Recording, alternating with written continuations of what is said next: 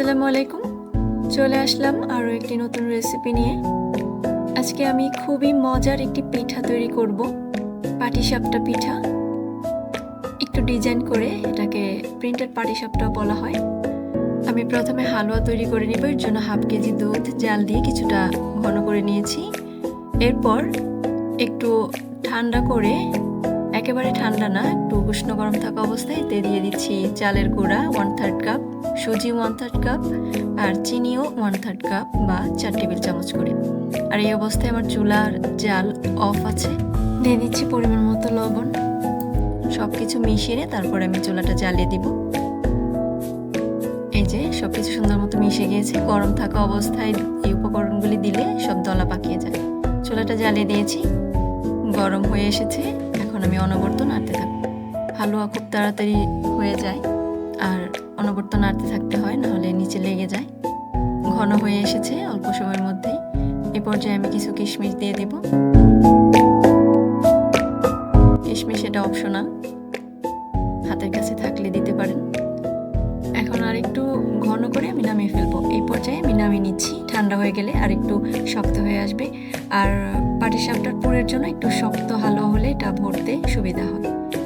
এই পাশে আমি পাটিসাপটার জন্য ব্যাটার তৈরি করে নিব। তার জন্য নিচ্ছি 2 কাপ চালের গুঁড়া, 3 টেবিল চামচ ময়দা, পরিমাণ মতো লবণ, আর চিনি দিচ্ছি 2 টেবিল চামচ।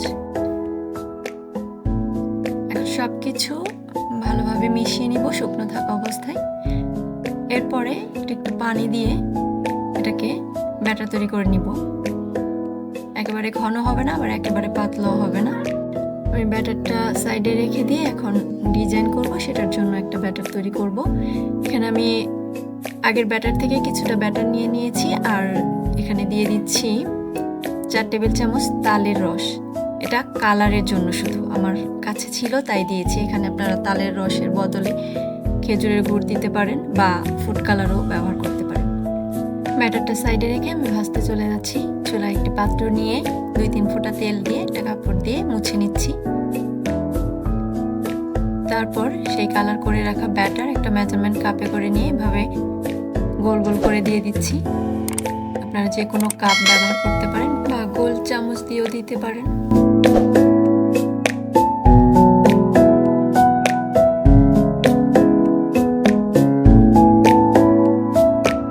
দেওয়া হয়ে গেলে আমি ব্যাটারটা এখানে ঢেলে দিব।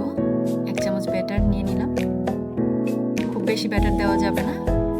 ব্যাটারটা এমন হতে হবে যাতে ঢেলে দিলে চারপাশে ছড়িয়ে যায়। তারপরে কড়াই ধরে এভাবে আস্তে আস্তে চারপাশে ঘুরিয়ে দিতে হবে যাতে ব্যাটারটা চারপাশে সমানভাবে ছড়ায়। তারপর 30 সেকেন্ডের মধ্যেই এরকম পিঠাটা কালারটা চেঞ্জ হয়ে আসবে। এ পর্যায়ে কিছুটা হালুয়া হাতে নিয়ে চেপে চেপে লম্বা করে তারপরে পিঠার এক সাইডে দিয়ে